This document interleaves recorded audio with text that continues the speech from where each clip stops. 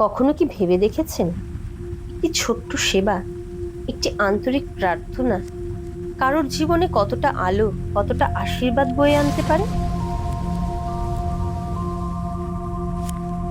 আজ আমরা এসে দাঁড়িয়েছি এমন এক পবিত্র ভূমিতে, যার ইতিহাস হাজার বছরের পুরনো। একান্ন সতীপীঠের অন্যতম জাগ্রত ও মহাশক্তিপীঠ স্বয়ং মা যোগাদ্ধাত্রী চরণে। বলা হয়, এই স্থানেই সতীর ডান পায়ের বৃদ্ধাঙ্গুলি পতিত হয়েছিল। সেই থেকেই এই ভূমি জাগ্রত শক্তিপীঠ হিসেবে পূজিত হয়ে আসছে যুগ যুগ ধরে, ভক্তের পর ভক্তের আরাধনায়। চারিদিকে ধূপের সুবাস, ঘণ্টাধ্বনি, মন্ত্রোচ্চারণের গুঞ্জন।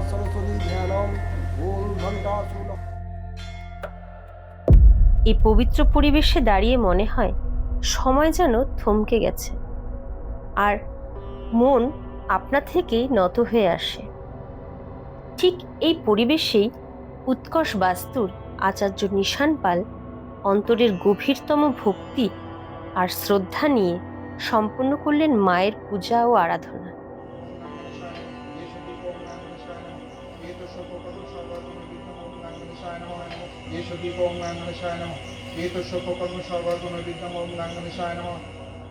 পুষ্প, বেলপাতা, ধূপ, দীপ, নৈবেদ্য সাজিয়ে মন্ত্রের পর মন্ত্র উচ্চারণ করে প্রতিটি অর্ঘ্য নিবেদিত হলো এক অনন্ত শ্রদ্ধায়। তারপর প্রজ্বলিত হলো পবিত্র হোমাগ্নি। হবনকুণ্ডে আহুতির পর আহুতি, সোয়াহা ধ্বনিতে মুখরিত হলো মন্দির প্রাঙ্গণ। সেই অগ্নিশিখার প্রতিটি স্ফুলিঙ্গ যেন বহন করে নিয়ে গেল সকল ভক্তের মনের গোপন প্রার্থনা। সকল দুঃখ কষ্ট সমর্পিত হলো স্বয়ং মায়ের চরণে। আর তারপর দীপদান। সারি সারি প্রদীপ জ্বলে উঠল মায়ের সামনে। অন্ধকার ভেদ করে ছড়িয়ে পড়ল এক অলৌকিক আলো। প্রতিটি প্রদীপ যেন বলছিল, মা, আমাদের জীবনের অন্ধকার দূর করো, আমাদের পথ আলোকিত করো। কারণ পূজা মানে শুধু আচার নয়, পূজা মানে হৃদয় দিয়ে মাকে ছুঁয়ে দেখা। নিজের সাধ্যমতো মায়ের শ্রী চরণে নিবেদন করলেন একখানি বস্ত্র। কারণ মা তো দানের পরিমাণ দেখেন না, তিনি দেখেন ভক্তের হৃদয়ের গভীরতা। একটি ছোট্ট নিবেদনও যদি আসে সত্যিকারের ভক্তি থেকে, তা মায়ের কাছে পাহাড় সম মূল্যবান।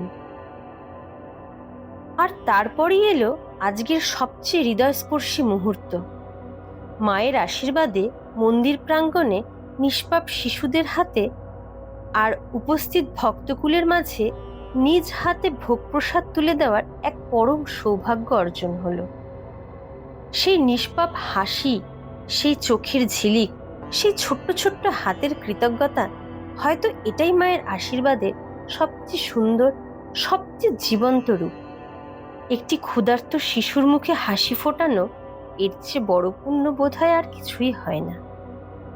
মন্দিরে একটি প্রদীপ জ্বালানো যেমন পূজা, ঠিক তেমনি একটি ক্ষুধার্ত মুখে অন্ন তুলে দেওয়াও মায়েরই প্রকৃত সেবা। সনাতন ধর্মে বলা হয়েছে, জীবে প্রেম করে যেই জন, সেই জন সেবিছে ঈশ্বর।